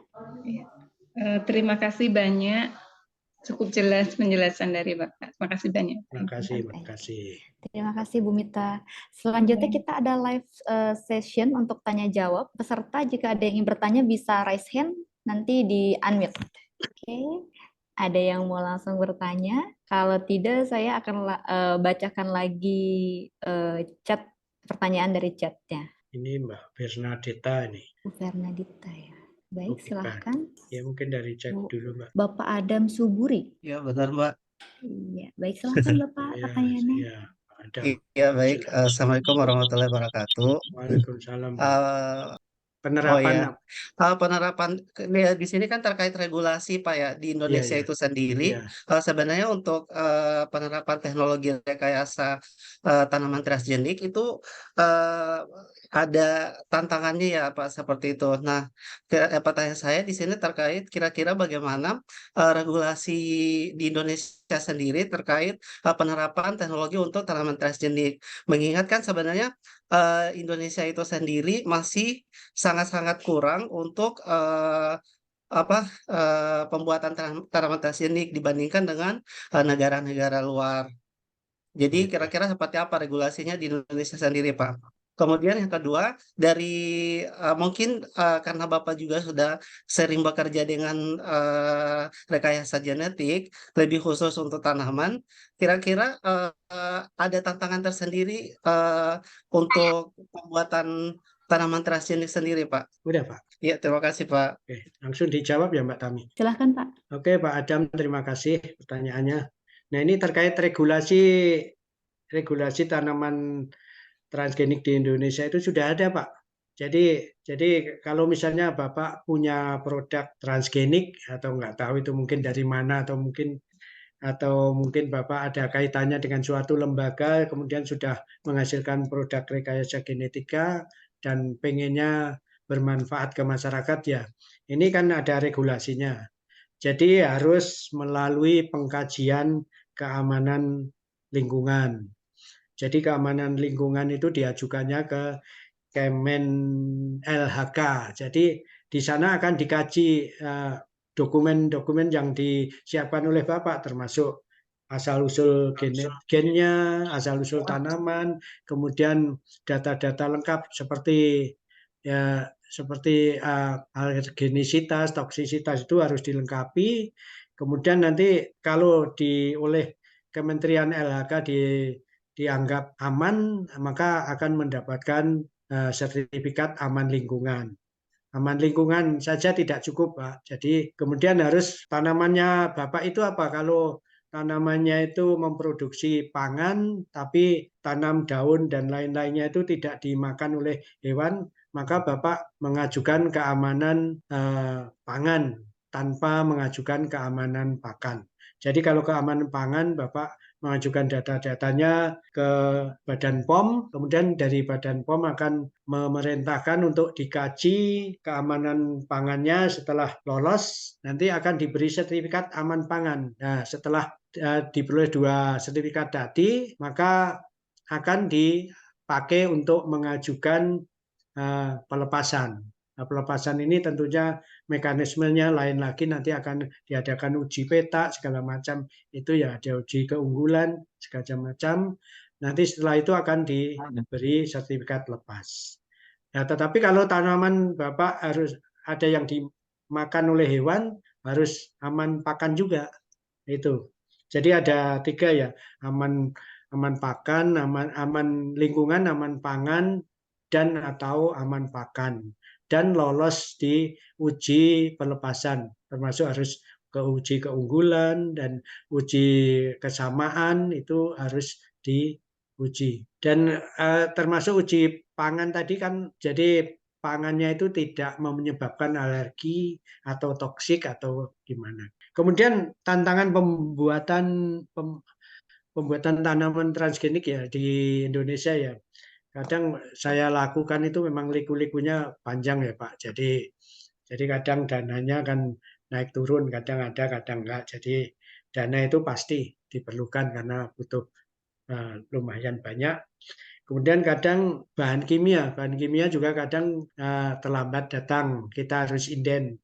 Seperti ada mungkin seperti Intralab itu menyediakan bahan yang harus mempunyai izin khusus karena dicurigai bahan itu ternyata menjadi salah satu bahan untuk pembuatan bom juga. Bisa juga kan itu akan mengganggu kelancaran dari perakitan tanaman transgenik. Dan juga ini juga keahlian sama ketekunan dari peneliti sendiri itu dibutuhkan, dan juga ilmu juga harus dikuasai juga. Saya kira itu Pak Adam. Mungkin ada yang lain. Pak Adam, ada tanggapan atau sudah cukup? Mungkin sedikit Mbak, itu aja menanyakan terkait berarti maksudnya kalau secara regulasi ini kan sebenarnya Pak ada uji skala lapangan ya seperti itu. Ya, Jadi ya, kayak ibaratnya kita mungkin kayak menguji di skala laboratorium dulu, terus dari keberhasilan skala laboratorium itu kita urus regulasinya dulu, terus kita terapkan di lapangan atau bagaimana Pak? Maksudnya kayak kita lakukan pengujian skala lapangan, terus sambil jalan pengurusan apa istilahnya kayak regulasi untuk penerapan teknologi transgeniknya atau gimana Pak? ya Karena tadi kayaknya kan kalau ini ya, mungkin kalau dananya cukup dan waktu tenaganya cukup, mungkin sembari melakukan uji keamanan pangan, lingkungan itu bisa aja dilakukan uji itu ya untuk mengarah ke pelepasan seperti uji petak ya. Itu bisa aja saya kira. Seperti nanti yang akan kami lakukan itu yang untuk stek gene itu ada kemungkinan kan karena targetnya itu hanya 3 tahun, ada kemungkinan akan dilakukan secara paralel. Ya, tapi ya emang dananya harus cukup, tenaganya juga harus ada. Ya, ya terima kasih banyak Pak. ya, sama-sama. Ya, Baik, mungkin untuk sesi tanya jawab kita cukupkan sampai di sini ya. Ini sebenarnya masih banyak pertanyaan dari Sabang sampai Merauke ini pengen nanya di chat. Nanti akan kami rangkum, kemudian Oke. pertanyaannya akan kami kirim ke Pak Edi dan nanti akan Ya. kami kirim jawabannya by email ya Bapak dan Ibu. Oke. Ya, Baik ya. Bapak Edi, terima kasih untuk pemaparannya dan Ya, untuk sama-sama. jawaban-jawabannya. Ya, oke. Iya Bapak Edi, terima kasih. Kita akan lanjut ke acara selanjutnya, yaitu ada pemaparan dari PT Intralab Ekatama dari Bu Hanifah sebagai Lab Science Product and Business Development. Bapak dan Ibu bisa menunggu sampai akhir acara, kan nanti ada sesi foto bersama ya dengan semua peserta dan pembicara. Nanti juga akan ada kuis. Baik, kita langsung lanjut ke acara berikutnya. Bu Hanifah dari PT Intralab, kami persilahkan. Baik, terima kasih Bapak dan Ibu. Perkenalkan, saya Hanifah dari Intralab. Mungkin ada presentasi dari saya sedikit. Jadi untuk perkenalan, sambil tunggu materinya di-share, kami hanya sharing sedikit tentang Intralab Ekatama. Kebetulan kami sudah berhubungan baik dengan Pak Edi dari sebelumnya di BB Biogen, kemudian saat ini bergabung di BRIN, di merger menjadi BRIN. Jadi karena lokasi kami yang juga cukup dekat dengan BB Biogen dan BRIN, lokasi kami ada di Bogor, sekitar 50 km dari Jakarta. Saya melihat antusias para peserta dari Sabang sampai Merauke. Semoga kita bisa berinteraksi selanjutnya ya Bapak dan Ibu. Ini adalah materi sedikit mengenai gambaran suplai alat dan bahan yang bisa kami suplai di laboratorium molekuler. Bapak dan Ibu, Intralab itu lokasinya ada di Bogor, sudah dari tahun 95, berarti sekitar 28 tahun lebih umur kami, dan sudah tersertifikasi ISO 9001-2015, dan rencananya di tahun depan kami ada laboratorium untuk kolaborasi apabila Bapak dan Ibu butuh butuh percobaan terlebih dahulu atau ada komplain seperti apa, kami bisa akan ada laboratorium dan juga kalibrasi, dan kami lebih dari 12 prinsipal yang kami langsung import dari India, USA, kemudian dari China, dari UK, dan semuanya itu kebanyakan sudah tersertifikasi baik GMP atau ISO dari produsen-produsen yang terpercaya. Ini yang setup kami bisa dari yang dibutuhkan proses ekstraksi, kemudian ada reagen preparation di area untuk lab molekuler tersebut, di mana nanti penambahan master mic dan lain-lain, dan kemudian proses amplification room running atau proses sequencing room di situ bisa kita lakukan juga. Nah, di ruangan-ruangan tersebut, area-area tersebut membutuhkan alat dan bahan yang spesifik tentunya. Nah, ini beberapa instrumen support yang kami bisa supply baik untuk di sample preparation atau reagent preparation dan juga amplification room. Ini kita punya dari mulai centrifuge high untuk ekstraksi, kemudian untuk elektroforesis secara vertikal dan juga horizontal. Kita punya dari MyGel ini untuk yang kapasitasnya lebih kecil, sederhana. Dan juga kami juga punya elektroforesis dengan lampu blue light yang lebih aman tentunya untuk user di sini. Dan kami juga punya combine keduanya, yaitu elektroforesis dan juga visualisasinya dengan MyGel InstaView, di mana Bapak dan Ibu tidak perlu memindahkan agar, bisa langsung direct untuk mengetahui proses elektroforesisnya, pemisahannya seperti apa. Kemudian support tools lainnya seperti vortex ataupun spin down dari barang-barang yang dibutuhkan dan juga autoclave untuk proses sterilisasi. Selain itu kami support juga beragam jenis thermocycle atau PCR dari mulai single ataupun trio ataupun yang gradiennya bisa kita manage baik user. Kita punya dari Himedia dan juga portable PCR yang bisa Bapak dan Ibu bawa di lapangan nanti. Dan ini favorit kami yaitu W32 yang warna orange, di mana alatnya itu thermocycle yang hanya mempunyai 32 well dan dia juga bisa gradien. Itu biasanya best seller untuk di universitas atau lembaga penelitian yang tidak membutuhkan kapasitas penelitian yang banyak, karena ini sudah gradien tentunya. Dan kemudian kami pun punya real time PCR yang sudah mempunyai sampai 6 die kapasitasnya, ELISA reader yang sudah include dengan panjang gelombang tertentunya, dan ini blotting support untuk analisis proteinnya nanti, blotting, Western blot lengkap alatnya, dan juga micropipette pipetor dari mulai ukuran terkecil sampai ukuran 5 mili, kami juga support dari Axigen dan juga Corning, dan nanodrop untuk mengukur jumlah DNA kami juga ada. Jadi instrumen support kami lengkap mendukung dari sampel, kemudian reagen, preparation, sampai amplification. Kemudian selain itu kami juga support bahan habis pakai karena Intralab Ekatama lebih orang taunya lebih banyak.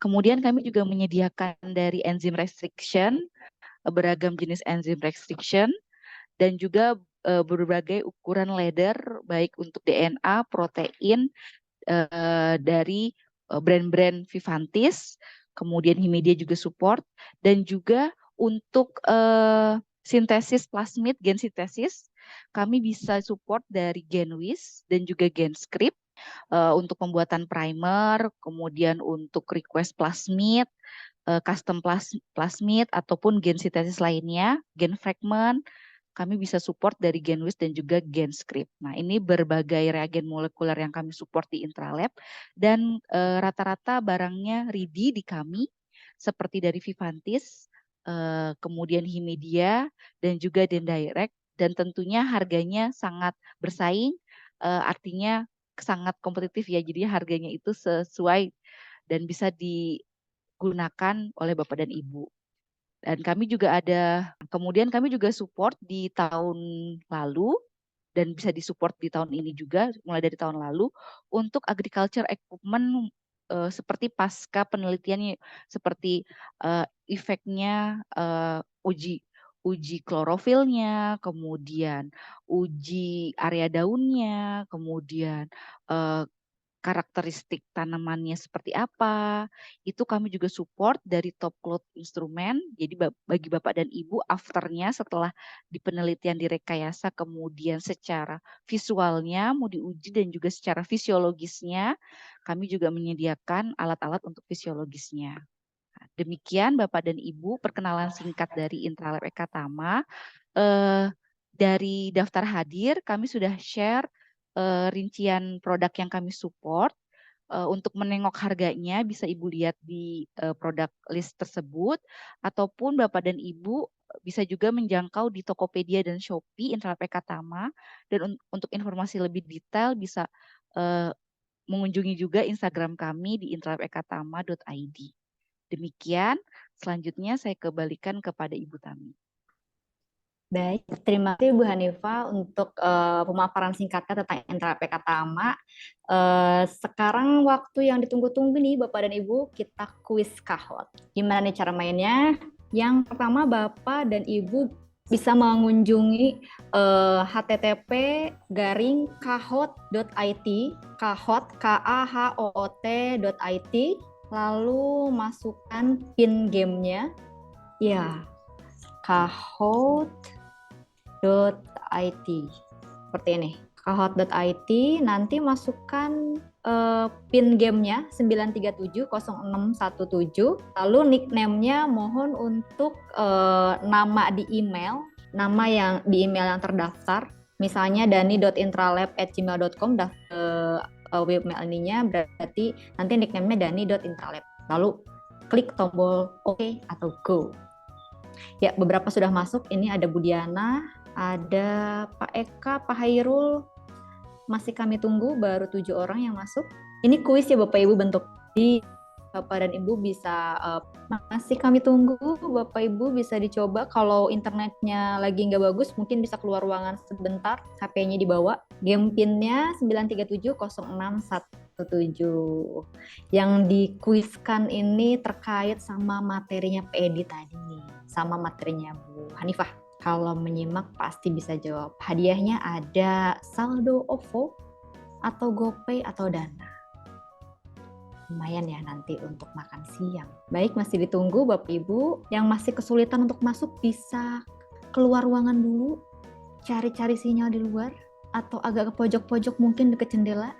Masih kami tunggu. Oke, yang internetnya kurang bagus bisa keluar ruangan. Jangan lupa PIN-nya 9370617. Sudah ada 22 orang. Kami tunggu sedikit lagi biar makin seru, yang main banyak makin seru nih. Ya, masih kami tunggu, sudah 24 yang masuk. Gambarnya lucu-lucu sekali ini. Sudah 26 yang masuk. Sudah ada 26. Kita mulai aja ya. Kita mulai siap-siap. 1, 2, 3. Pertanyaan pertama.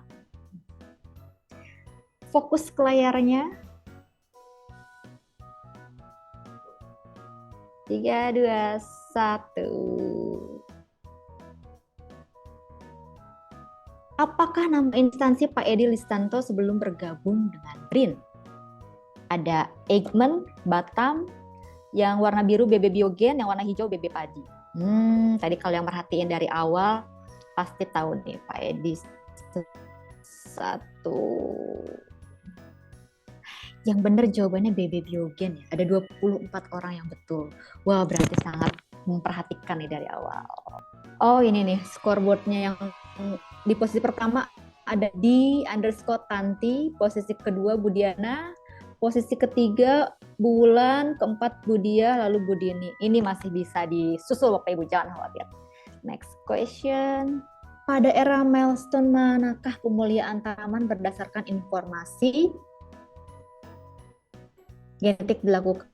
1945, 1926, 1994, 1953. Yang mana nih jawabannya? Yang warna merah 1945, orange 1926, biru 94, hijau 53. Jawaban yang benar 1994, ada 11 orang nih yang benar. Baik, siapakah posisi pertama saat ini? Oke, Budia naik ke posisi pertama, Budi Tanti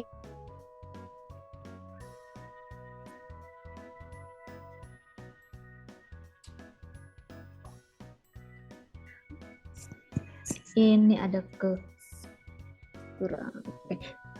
Salah satu marker molekuler yang sudah banyak dibuat itu STS, RAPD, SSR, atau RFLP? Yang manakah yang benar? Jawaban yang benar yaitu SSR. Kita lihat siapa nih yang di posisi pertama saat ini. Waduh, Bu Eka sudah menyusul. Ada di posisi pertama, posisi kedua ada Pak Sony, ketiga ada Bu Di Tanti, lalu ada Sherin, ada dia. Ini ada Pak Irfan yang lagi berusaha untuk masuk ke chat. Berikut tahapan dasar rekayasa genetika, kecuali penyambungan DNA ke vektor, penyisipan ke dalam sel inang, isolasi dan fragmentasi DNA, atau purifikasi plasmid. 5, 4, 3, 2, 1. Jawabannya adalah purifikasi plasmid. Ada 13 orang yang betul. Siapa nih yang di posisi pertama saat ini? Wah, Bu Di Tanti ada di posisi pertama sekarang. Next question, metode new breeding technologies melalui transformasi plasmid pada agrobakterium, kecuali intragenesis, cisgenesis, transgenesis, fusi protoplas.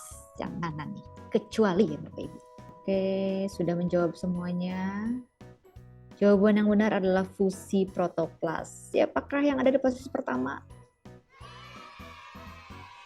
Masih Bu Di Tanti.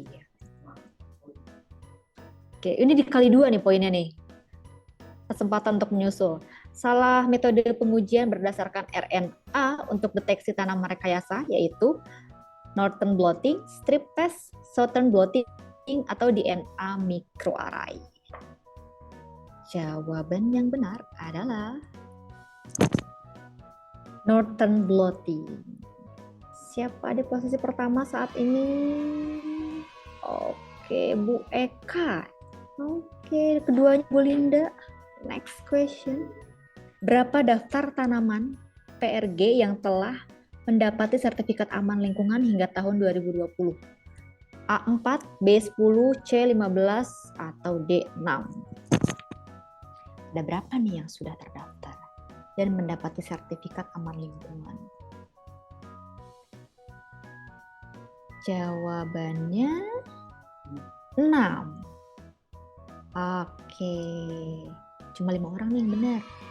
Posisi pertama, oh Bu Eka. Bu Eka. Wah, Bu Pisa ada di posisi kedua. Oke, next question. Bapak Ibu masih bisa menyusul. Sebelum produk PRG dikomersialisasi, produk harus aman hayati. Berikut merupakan yang bukan definisi tersebut. Aman hama, aman pangan, aman lingkungan, atau aman pakan. Yang bukan definisi tersebut. Oke, sudah dijawab semuanya. Yang betul adalah aman hama. Siapa yang di posisi pertama? Bu Pisa, kedua Bu Linda, ketiga Bu Eka. Masih bisa disusul Ibu.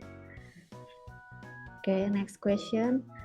Ya, dikali lagi poinnya, dikali 2. Untuk mengetahui update seputar harga, barang, dan promo lainnya, berikut akun Instagram PT Intralab Ekatama. Intralab.ekatama, Intralab_ekatama, intralabekatama.id, Intralab_ekatama_. Duh, gampang banget ini, Bu. Biasanya kalau Ekatama, Intralab Ekatama itu ada ID-ID-nya. Oke, jawaban yang benar adalah @intralabekatama.id. Jangan lupa di-follow ya Bapak Ibu. Pak Hairul ada di posisi pertama. Keduanya Bu Pisa, ketiganya Bu Linda. Oke, next question. Berikut produk bestseller Intralab Ekatama untuk laboratorium molekuler, yaitu Semua Benar, PCR Tube, Mikrotube, Agaros, Buffer, TAE, TBE. Bestsellernya. Betul, semuanya benar. Next question. Oh enggak, Pak Hairul masih bertahan. Kedua Bu Pisa. Oke, masih ada kesempatan. Pertanyaan ke-11. Apa nama barang di bawah ini? Apa tuh? Centrifugal concentrator, spin column, filter tube, atau centrifuge tube? Apa ya kira-kira ini? 3, 2, 1. Jawaban yang benar adalah centrifugal concentrator. Ini ada ya di Intralab, Bapak Ibu. Posisi pertama saat ini Bu Pisa naik lagi, Masya Allah. Disusul oleh Pak Heru dan Bu Linda. Ada 2 pertanyaan lagi, jangan khawatir. Next question, berapa ukuran volume terkecil dari mikropipetor? 0,05, 0,1, 0,5, atau 0,2. Itu gambar mikropipetornya. Corning. Ini dia autoclavable, Bu, kalau yang Corning. Mana nih yang paling kecil? Siapa yang benar jawabannya? Jawaban yang benar adalah 0,1 mikroliter. Siapa yang ada di posisi pertama? Pak Hairul, disusul oleh Bu Pisa dan Bu Linda. Ini 3 ini nggak berganti-ganti ya, Pak Hairul, Bu Pisa, Bu Linda. Pertanyaan terakhir. Intralab Eka Tama sudah berumur 28 tahun. Benar atau salah nih? Tadi tuh berdiri tahun 1995. Nih Bapak Ibu. Jawabannya adalah betul. Dan ini dia pemenang pertama. Oh, udah di ketiga dulu. Bu Linda, selamat. Ibu dapat saldo OVO 100.000. Lalu ada Bu Pisa, juara kedua. Ada saldo OVO 200.000 dan Pak Hairul juara pertama ada saldo OVO atau GoPay 300.000. Selamat kepada pemenang. Oke Bapak Ibu, terima kasih sudah mengikuti kuis ini dengan baik. Di-on-kan dulu semua kameranya. Yuk di-on-kan dulu kameranya. Oke, ini udah on semua. Bapak Ibu masih ditunggu yang belum on. Oke, sepertinya sebagian besar sudah on. Kita foto bersama ya. Terima kasih atas partisipasinya. Selamat siang. Assalamualaikum warahmatullahi wabarakatuh. Waalaikumsalam warahmatullahi wabarakatuh. Waalaikumsalam warahmatullahi wabarakatuh.